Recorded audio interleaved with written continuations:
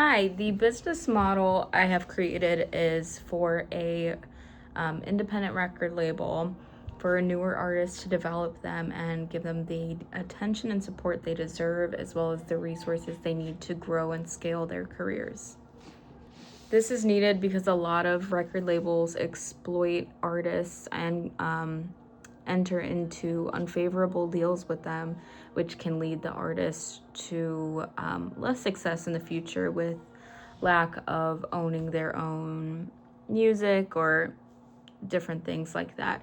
Often, if a newer artist is signed to a bigger label, the label gives more attention to the larger established artists rather than guiding and supporting the newer one on their future ventures.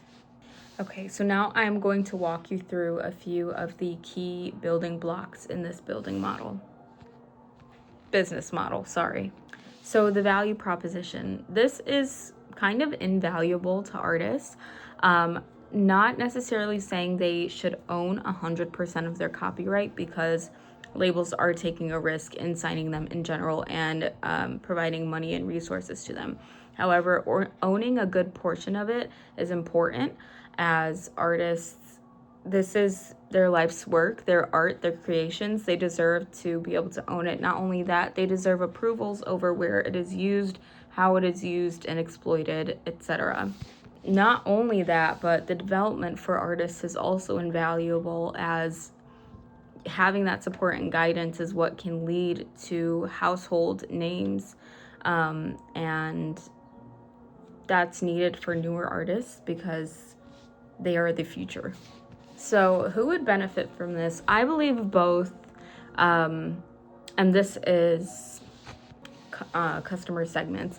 I believe both the label and the artist would benefit from this type of business model, because a developed artist is being, kind of cradled, honing their craft while given the correct resources, and in time that can pay off.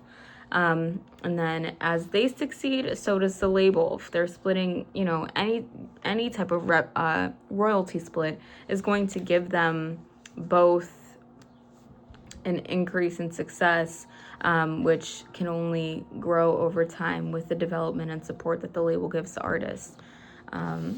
So this way, we can make that label artist relationship more of a non-zero sum game. So for key resources or partners, what would be needed is expert industry workers, a team, small, but expert industry workers who have a passion for music and a passion for developing healthy relationships with artists, because to me that's one of the most important parts. Not only that, but money and more connections and networks to various resources to be able to provide those opportunities for the artists. And then the channels or relationships. So access to this label would come from scouting, unless there are referrals of some sort at the beginning. But scouting is kind of the biggest way, having an A&R person to go out and find people who they feel passionate about, feel have what it takes, and just see that potential. Okay, so some assumptions that are had with this label is obviously that we would have a roster, maybe not large in the beginning, but a roster of some sort, as well as money and resources to provide for those artists. So the thing that I would feel most uncertain about, I guess, is funding, finding those partners who align with your values, and want to maintain those along the way of the growth of the company, no matter the scale. As well as with funding comes having competitive resources to other labels, being able to attract artists to this label and show them that there is something here for them, something worth checking out. I also believe that what could break this model is the lack of funding or attractive resources, and the lack of opportunities in a good network. So that's why my dog. That is why those resources are so important. Now on to the MVP. So my MVP would start with studio time for the artist and distribution, making sure that whatever they already have or whatever they create in this one studio session would be distributed, and that they can start getting paid out their royalties for those things. And that's split as well. The record label will also get it.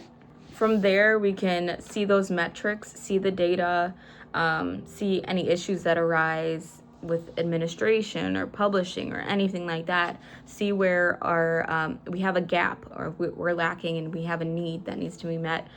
And we can learn from our mistakes, and also we can learn efficiency when we're seeing those mistakes and figuring them out. Then we can kind of figure out what not to do next time and how to cut down that working time in half when you're not making those mistakes. What feels strongest about this is cultivating healthy, supportive relationships between the artist and the label, knowing that the label is here for them in their best interest. I think will only help scale the label itself and the artist's career. What can be unclear is how exactly to scale that once you have that record that's been distributed. How do we get it in the hands of many music listeners and people around the world? How do we scale their career in the long term? After that initial product, the next thing I would do is look into playlist pitching as well as sync pitching, because there's new artist playlists that can really kind of take an artist off the map and put them in front of a larger audience and reach just more people who connect with their music.